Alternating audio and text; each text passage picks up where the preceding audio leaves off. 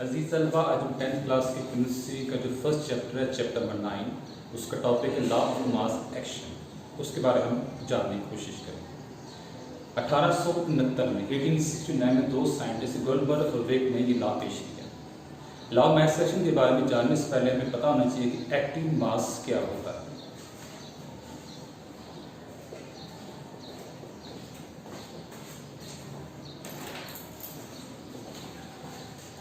जब हम रिएक्शन लिखते हैं तो रिएक्शन में जो रिएक्टेंट्स और प्रोडक्ट्स होते हैं हम उनको मोल्स की शक्ल में जाहिर करते हैं।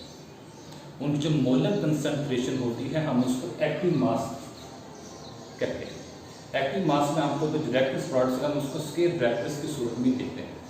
इससे पता चल जाता है कि एक्टिव मास है और उनकी मोलर कंसंट्रेशन है। मिसाल की मदद से हम लॉ ऑफ मास एक्शन को समझने की कोशिश करते हैं।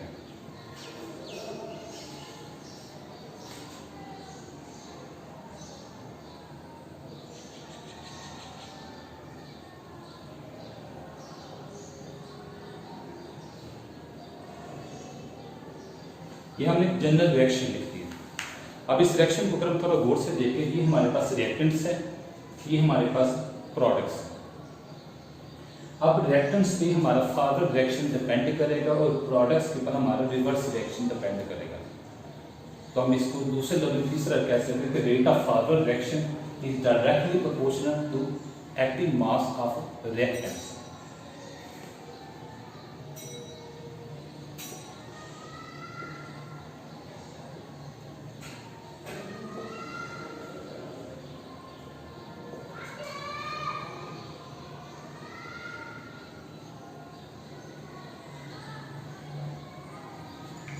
The rate of forward reaction is directly proportional to active mass of the reactants. इसी तरह जो प्रोडक्ट्स होंगे वो रिवर्स रिएक्शन के रेट पर डिपेंड करेगा।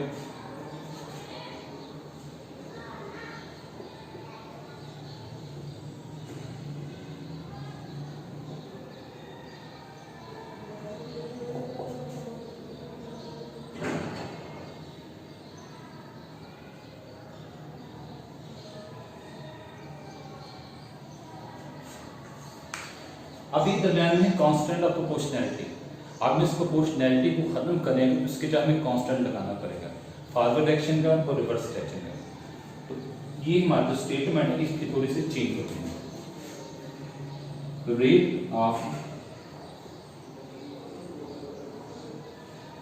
Forward reaction is equal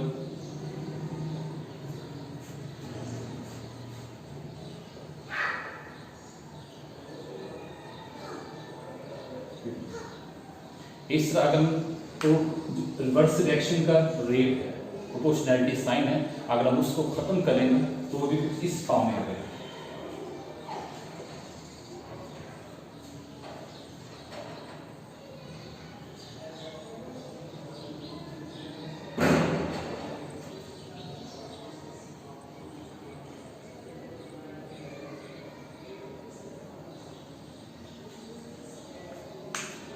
equilibrium state जब रिएक्शन में आती है उस वक्त तो फॉरवर्ड रिएक्शन और रिवर्स रिएक्शन दोनों के रेट एक दूसरे के इक्वल हो जाते हैं।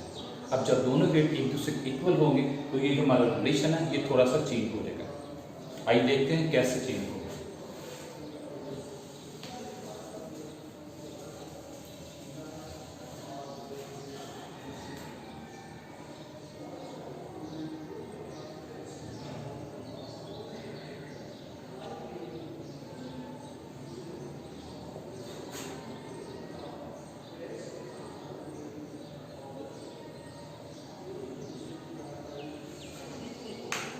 इक्विलिब्रियम स्टेट के ऊपर फॉरवर्ड रिएक्शन का रेट और रिवर्स रिएक्शन के रेट को हम इस तरह लिखेंगे। अब इसको हम क्रॉस मल्टीप्लाई करते हैं।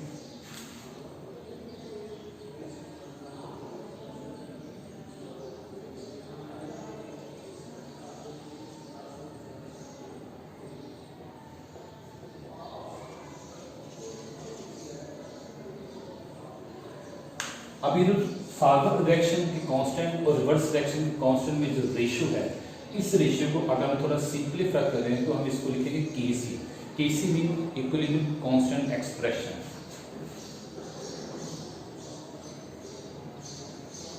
तो फाइनली हमारे पास जो लॉ ऑफ मास फ्रैक्शन है वो इस शक्ल में आ गया।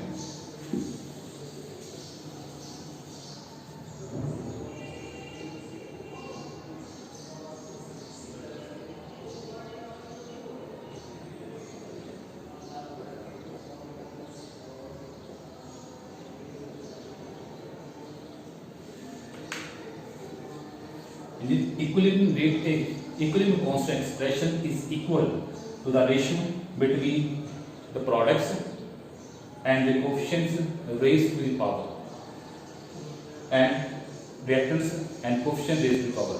दूसरा आसान रूप ये कह सकते हैं इक्विलिब्रियम कांस्टेंट एक्सप्रेशन होता है वो प्रोडक्ट्स और रिएक्टेंट्स के उनकी जो रेशियो होती है उसके इक्वल होता है। अजीज तलबा, इस टॉपिक के मुतालिक अगर आपको कोई सवाल है तो जो इदारे में आपको लिंक्स दिए गए हैं आप उनसे रब्ता करके मज़ीद रहनुमाई हासिल कर सकते हैं।